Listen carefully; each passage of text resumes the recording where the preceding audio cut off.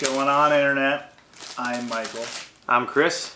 And we need some of your precious tritium. Precious tritium. We have experienced day 2 of a 3-day event. A 3-day excursion. Yeah, 3-day excursion. To the... Next edition. Yes, that's it. Yeah, I got the official name right here, actually. Go ahead, Mike, go ahead and cue that up. We did a lot of research, and the official name is the Extremely Erotic Entertainment Expo, invoking enragement every day, even elders entering end times. E11. My personal favorite convention. Yeah, one of the best conventions of all time. I mean, there's just a lot of erotic entertainment going on, and it's really just enraging these elders who are reaching their end times because they can't handle it anymore. So it's really funny. Just see all the erotic electronics and what? Lily, keep going. No. It's not funny. It's all just very serious and entertainment. All the old people just getting heart attacks because they're seeing stuff that they shouldn't be seeing at that age. Lots of ambulances right outside the event. It's kind of crazy. They're like lined up waiting for the next one to just pop out. So that said, E3, we can confirm that you can't have cameras anymore until they say you can have cameras. It was a bizarre situation that happened at the beginning. It was. It really was. Okay, so at first we tried to get online and just wait for the doors to open and get on the basic line that you need to go on. Right as we enter, they tell me, you need to not bring your camera in. And I'm like, why do I need to not bring my camera in? They allowed me to bring it in yesterday. And then the guy says, well, we changed the rules today, now you can't bring it in. Yeah. So... Just out on a whim. Just on a whim, just because fuck you. You're not allowed to bring your camera in. So we're like, oh, what are we supposed to do? They said you have to check your camera. It's going to cost you $10. So we go to check the bag. I'm about to check my camera in, and the lady says, you can bring in cameras, right? And then we're like, well, hold on. The guy earlier said that we weren't allowed to bring in the cameras. And she said, don't worry. I got you. She brings us over to the security gate, and she talks to them saying, oh, no, you can bring the cameras in. And then she goes to get the head of the security, and who then says, yeah, you can bring your cameras in. So there's one guy who was just trying to fuck with us, and he cost us 200 positions behind... Maybe more, behind other people who got in before us. That lady was super nice, though. I'm really glad she was there to help us out and let us bring my camera in so that we could film things. But that was frustration number 1. So frustration number 2 are these actual gamer passes. You can't do anything if you're not in the industry, if you're not a media member. You really are limited to maybe 3 or 4 things. And if you're lucky. If you're lucky. We went to Fallout 76. Mm-hmm. Because you had to get an appointment. Right. Sign up. You had to because we figured we'd go to Fallout 76, get an appointment for that, then go wait in line for Resident Evil 2, and then maybe try 1 or 2 other things afterwards if we're feeling lucky. We go to Fallout 76. Because we lost so much time earlier, we get there, and the guy says, don't waste your time, the line's already too long, go try something else. And we're like, okay, so we make our way down to... We're not taking reservations. Yeah. We're not taking reservations. So the guy yesterday lied to us and said they were going to take reservations, when in actuality they're not going to take reservations. So we go to Resident Evil 2, we get there, the line's already capped. And every time we went back, the line was capped. The line was capped the entire day.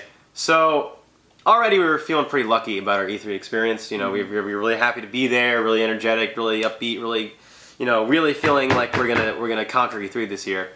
And then after that, things actually start to get a little better. They did. Well, I mean, it was a roaring smash hit before even E3 started because we played Battlefield 5. We did play Battlefield 5. Which I can confirm is exactly like every other Battlefield game ever made. If you like Battlefield, you'll probably like this. Yeah, you'll love it. If you're tired of Battlefield like we are, it's just more of the same. Yeah. Yeah, graphically beautiful, but too much shit going on, you're always going to die. You're going to die literally every time you just peek your head out.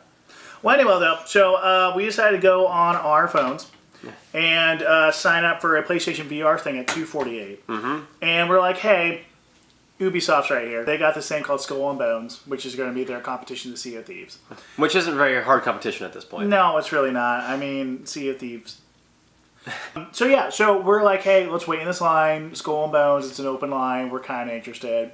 So what time was it when we entered that line? 12:30? 12:30. Okay.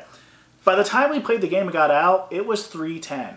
Yeah. So the thing was, though, we would have made our VR appointment if we weren't cut in line at the last second by these guys who just snuck in there. Yeah. And I don't know if they were part of the industry or what, but they just waved them in and let them play the game ahead of us, and that was extremely frustrating, and it caused us to miss our other appointment. That said, though, Chris, what did you think of Skull and Bones? It was okay.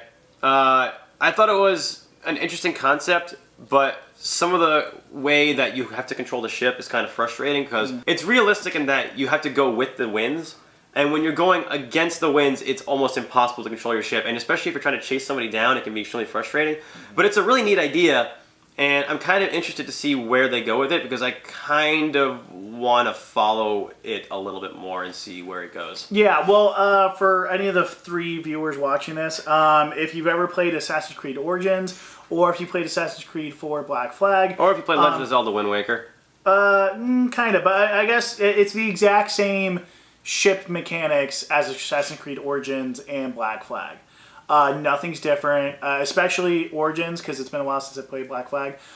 You control the boat the same, you shoot stuff the same, everything's exactly the same. So in that aspect, if you played that, you can kind of go into it knowing the controls already. From another aspect, aesthetically, it was okay. Wasn't that great. It looks like it's on the same game engine as Assassin's Creed Origins, which, in some aspects, really pretty. For that setting, it was okay. So overall, just an okay game. Just okay. So, all right. After that, though, we decided to venture across to the West Wing. Yeah, to the West Wing. Hey, somebody will get that joke. And we decided to try our luck because we were considering leaving because at that point it's pretty late in the day. Yeah. We wasted all this time just waiting for one game. Yep. So we just kind of walk around, maybe hopefully get some free swag. Yep. And then we stumble across Mario Tennis Aces. And then we thought, well, the line for this is probably just going to be massive. But no, it turned out the line for that was like 30 minutes. Yeah, really wasn't that bad, which is weird for Nintendo. Yeah, which is incredibly bizarre for Nintendo. So we kind of lucked out on that. And then we got to play Mario Tennis, and that was probably the best game we played that day. Yes, there's definitely some things they need to change. We won't spoil anything, but it's really easy to end an opponent. Yeah, because if you use your special attack and they miss time the retaliation of said attack, your racket breaks and the game's over. They get knocked out. So it seems there's a little bit imbalance there, but you can probably turn that. Hopefully they'll be able to turn that off when the full release comes out.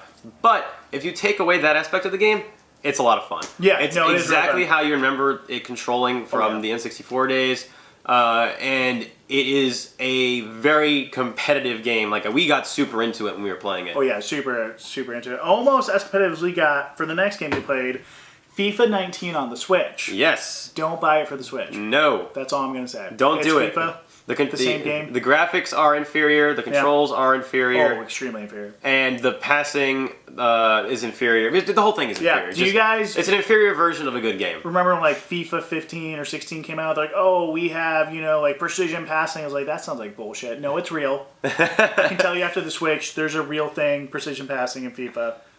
If you thought it was bullshit, it's not. They were very insistent that we don't film a lot of the game, and there's a reason why. Yeah. Because it doesn't look nearly as good as the PlayStation version. And then we waited about an hour-ish for... what's it called?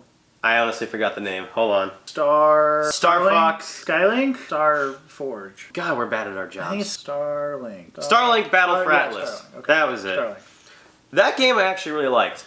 It was cool. I liked it, except for one thing. What? It is a Skylanders game.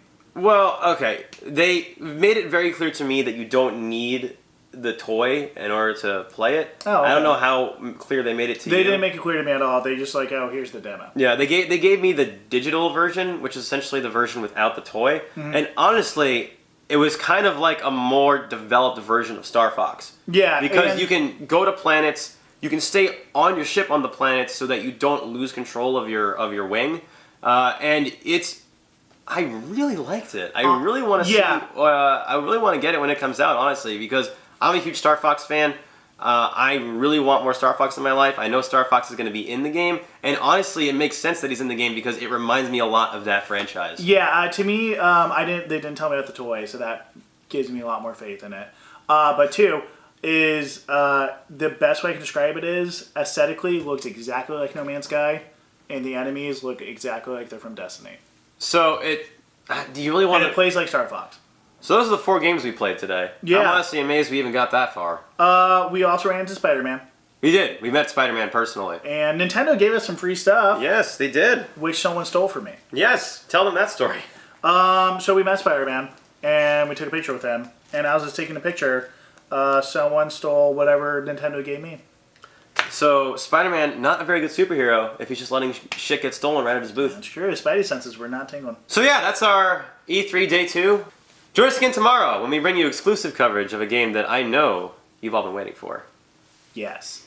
And remember, everyone, buy Coca-Cola products. Anything that's Coca-Cola, the normal Coca-Cola, the green Coca-Cola, anything that is Coke, make sure you buy it. Not cocaine, but Coca-Cola products. That being said, we're not sponsored by Coca-Cola, and we're hoping we can be because we are sick and tired of these gamer passes. So Coca-Cola, if you love us as much as we love you, and believe you me, we love you a lot. Please sponsor us so we can get media passes to next year's E3.